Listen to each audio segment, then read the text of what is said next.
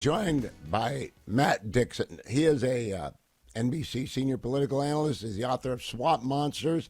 Matt, as you may tell, I've got laryngitis. That's a good news for you. I don't get to talk much. You know, the thing about laryngitis is it's not very subtle, so I picked up on that. Yeah, it's not. I feel great. It's also not debilitating. I do have to ask you my obligatory first two questions for a new guest on the Hugh Hewitt Show.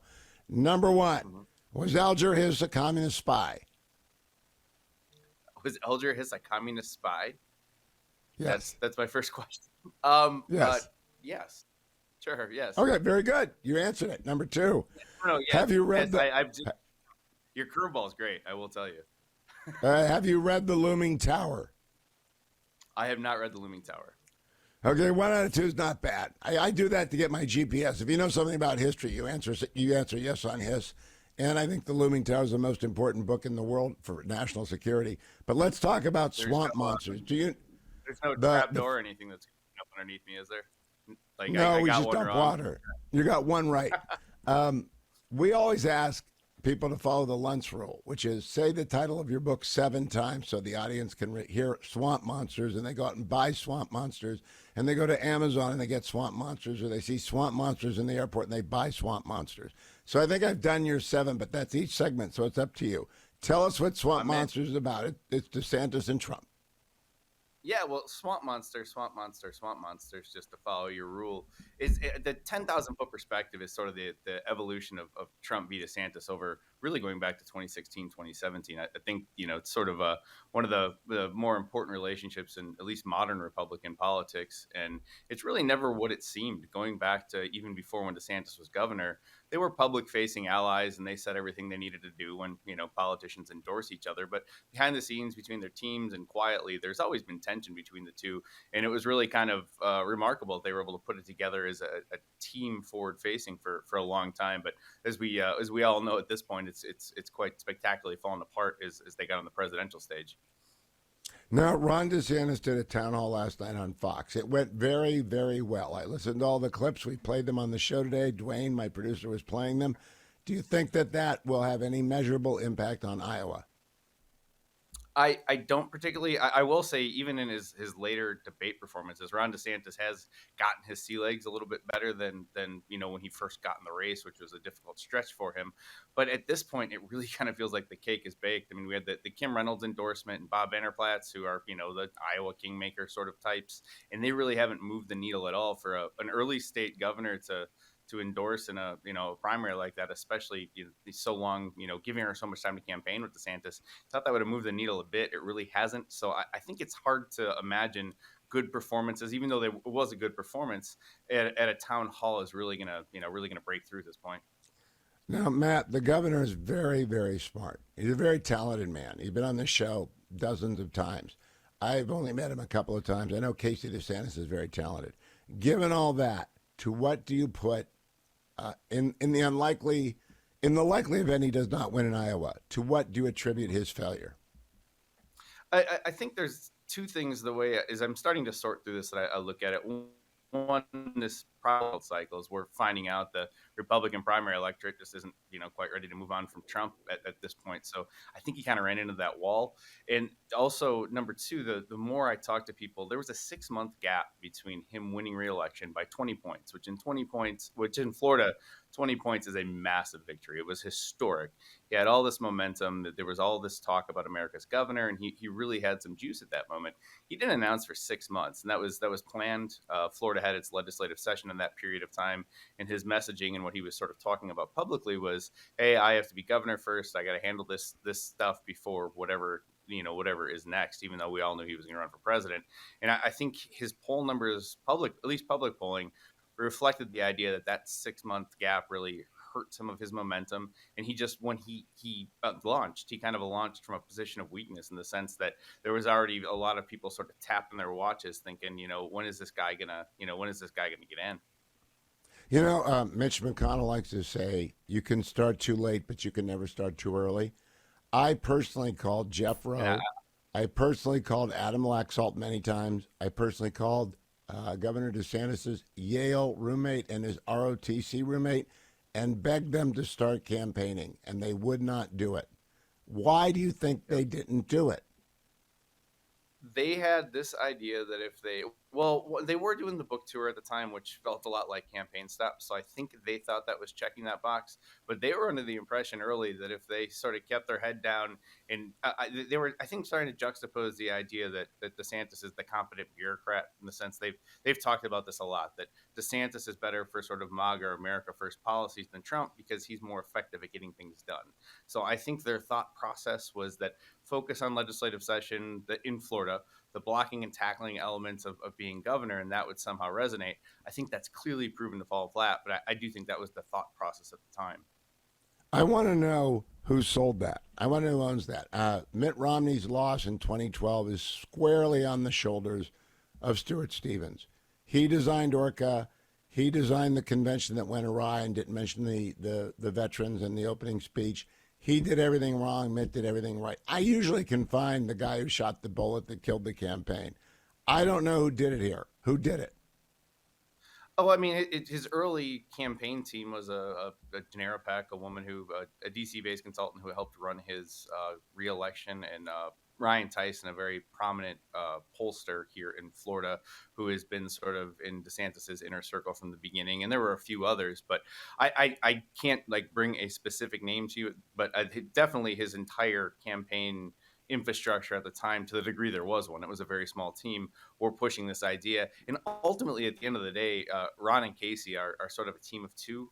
Casey DeSantis is by far his biggest advisor and the person he listens to the most. So I'm going to go ahead and it is sort of a guess, but an educated guess. Any decision made that big as far as when to launch and timeline stuff was something that was agreed to by the two principals here. Yeah, I think the future lesson will be if you win the governorship and you intend to run for president, run the night you accept the governorship, and say thank you. We'll do both. We can walk and chew gum. Also, a book tour is not a presidential campaign. People don't want to talk about your book. They just don't. And you're not talking to the conservative activists who are voting. No, I agree with that. The whole book tour as campaign rally stop always had sort of a weird look to it, and it clearly wasn't as effective as they thought it was going to be. Okay, Matt, did he sit down with you during the writing of the book? No, he did not. We have Governor DeSantis and I have a long and interesting history, and unfortunately, I sent them a long list of specific questions, and I wanted to be as sort of open as transparent as I could be, but we never got that call back. Okay, let's switch over to President Trump. I've spoken to President Trump more often since his loss in 2020 than I have to Governor DeSantis, which tells you a little bit about availability. Did you talk to President Trump? Well, we did not. Again, we certainly reached out and we talked to most of his closest advisors, but I did not do a sit-down Trump interview for this one. So what do you make of President Trump's overarching decision to campaign, but not to campaign with other candidates? It will come down to, I will campaign, but I will not campaign on the stage with people who aren't within 50 points of me. I mean, I think it makes sense. I mean, there's two ways to look at it, right? Like, is that the best way to run a primary for primary sake? They're still competitive when there's, multiple viable candidates in. But, for him, I kind of get it. I mean, why would you want to get on a debate stage and help elevate people that, at least in most public polling, you're up by 30 to 40 points on? So it makes sense to me. There are absolutely going to be people who disagree with the decision, notably the DeSantis and Haley folks who've been, really the only line of attack that they've consistently used on him is the idea he won't debate. So that's been something they've tried to focus on, but to this moment, no one really seems to care because it's not eroding his lead. It's not really hurting him in a material way at all. So, I mean, if philosophically people think he should debate or he should engage with the rest of the field, I certainly understand that. But tactically, it makes all the sense in the world for him to avoid the rest of the crowd. No, I do believe that you will hear an argument from Team DeSantis and Team Haley that the Manhattan indictment, the Atlanta indictment, the Mar-a-Lago indictment, and the Jack Smith indictment in D.C., each of those added to Donald Trump's appeal to his base. I think that's true, but they did not contest the indictments. They didn't come out and say, this one's bad, this one's good, this one's bad. They just sat back and waited to see what would happen. I think they expected the opposite. Do you think that? I do, and none of them. Well, I mean, none of them are running against Trump. I mean, to this moment, there's ads, DeSantis stacking Haley and vice versa. I mean, the idea that they're really going to engage with Trump. I mean, the indictment sparked a ton of passion with his. When we talked to a ton of people who were with DeSantis prior to the indictments, and the day after the first one, the day after the first one dropped last year, I talked to several who said, we're flying our MAGA flags again, and the fact that DeSantis and Haley and the rest of the field when it was larger really never leaned into that stuff is sort of emblematic of the power that DeSantis still, or excuse me, that Trump still has. I mean, they're not running against the front runner. They're not running against the former incumbent president. I don't know how you beat someone when you decide to run your race that way. Well, I think they may have counted on January 6th, which also had the opposite effect. People were mad about the January 6th charade. It was not a committee in the view of conservatives. It was a inquisition. It was not fair. They vetoed Jim Banks as the ranking member and no ranking member staff from the beginning. And I think they thought January 6th would hurt Trump, but nobody actually watched January 6th who didn't already hate Trump. Is that your assessment? Yeah, that's right. I mean, the idea that people who were persuadable were going to the extent that there are persuadable voters left in the electorate, we're going to be persuaded by that, I think is a total fallacy. I mean, the idea that the January 6th committee was going to somehow strip support from Trump, I never thought was terribly a viable idea. And I think it's very much proven not to be that fact. Now, there is a debate tonight. Does Ron DeSantis or Nikki Haley have anything they must do, and we'll talk about this after the break as well, that they must do to win tonight? I mean, I'm not sure there's a must-win checkbox or a box to check, but either of them, the adage about debates is you certainly can't win a race, but you can certainly lose one. So I think the edict for both is just to not light themselves on fire. Basically, at this point, I think that's where the bar is at. Matt is the author of Swamp Monsters. Swamp Monsters: Trump versus DeSantis. Swamp Monsters is available in bookstores now. Matt, I want to go back to the DeSantis record in Florida. It's extraordinary. He has an extraordinary record, maybe the best record of any governor in recent memory. Do you think that's just a conservative view or an objective assessment? I believe it's an objective assessment. One of the things, I mean, certainly, I guess progressives would disagree with that. But one of the things that's notable about DeSantis is even to this moment, he's never been underwater in his polling as governor. Morning Consult does their quarterly gubernatorial polls. He has fallen a bit in the state as people view him as governor, not a presidential candidate. But he was at 51, 52%, which is lower than where he was. But I think part of, so clearly, if he's above water, he's got some support here left in the state. And I also think the track record as governor, the reason it makes it even a little more surprising that he's fallen as flat as he has. If you'd have asked me late 2022 if I thought his record was going to be a good jumping off point to run for president and sort of speak to primary voters, I would have said absolutely. I mean, he's done the things in Florida, the primary. The second, I've interviewed him a half dozen times perhaps in the last 2 years. He is never not prepared. He can answer any question. He knows that Alger Hiss is a communist spy and he's read The Looming Tower. He can do it. And there are two kinds of guests, those you can ask anything to and those you have to be afraid of every question. Ron DeSantis knows everything. He's very smart. He's a Yale, Harvard guy. He served his country in uniform. It only comes down to me to starting too late. And what Donald Trump taught us in 2016, and people refuse to lose, is go everywhere, every time, every podcast except Alex Jones. Go to everything that's not crazy. Show up every day, campaign all day. Did he do that? No, he is now. I mean, let's say the past few months. I think all of the descriptors you just used there apply to him, but certainly not in the beginning, as we talked about. I mean, he wasn't. Not only was he not running for president formally or in any material way early 2023, but he was sort of mocking questions he would get about it, which everyone at that point understood he was preparing to run for president. There was really no doubt among anyone who was watching this that he was going to do it.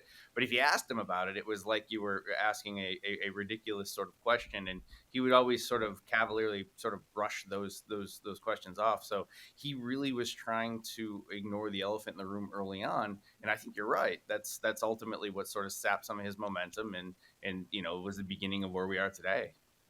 Now, Casey DeSantis is also brilliant. It has been tipped to me that she's running for governor of Florida, as is Matt Gaetz and Brian Donalds. Do you think Casey DeSantis is going to run as her husband is termed out? She's been in some polling here, so it's certainly something that's being discussed. I'm not totally bought into the idea she does it 100%, but I think if she did do it, she'd be, a very good candidate. I think there's some arguing that, especially on a large stage in a speech type setting, she's got the most political talent of the DeSantis family. She gives a very good speech. She comes across very well. She has a presence, and she certainly speaks the policy language that conservatives like. And in Florida, Democrats. Oh, go ahead. I think Ron DeSantis is a very good candidate. I've seen him on the stump. I've seen him in person. I've talked to him on there. He's not some automaton. I mean, there's a mainstream message box in which he's put as being stiff. I don't see it. Do you see it? My comment there was less of an insult of his ability to give a stump speech and more a compliment of hers. I just think she's uniquely okay. good in that. I mean, I want to close with Nikki Haley. Assume she does well tonight. Assume that Chris Christie gets out. Can Nikki Haley beat Donald Trump and go on to the nomination? I don't think so. To my mind, the primary cake is a bit baked. Who knows? She's going to do well in New Hampshire. She's got new life with some momentum and a bunch of new donor money. So who knows? There's always puncher's chances, and this is politics, so anything can happen. But if you're asking me right now if I think that, I don't. Yeah. Do you think Chris Christie will get out? Yeah, I mean, Chris Christie's going to have to get out at some point. I don't know the exact. But I mean, before New Hampshire to endorse Haley. No, I do not think before New Hampshire. I don't think he's going to do it. My assessment, again, I'm in Switzerland, is that Donald Trump wins Iowa and he wins New Hampshire because Chris Christie doesn't get out and he's the nominee in 10 days. Do you agree with that assessment? Yeah, I think it's a fair timeline, and that's kind of how the lens through which I'm viewing this. Did you think we would be here 4 years ago?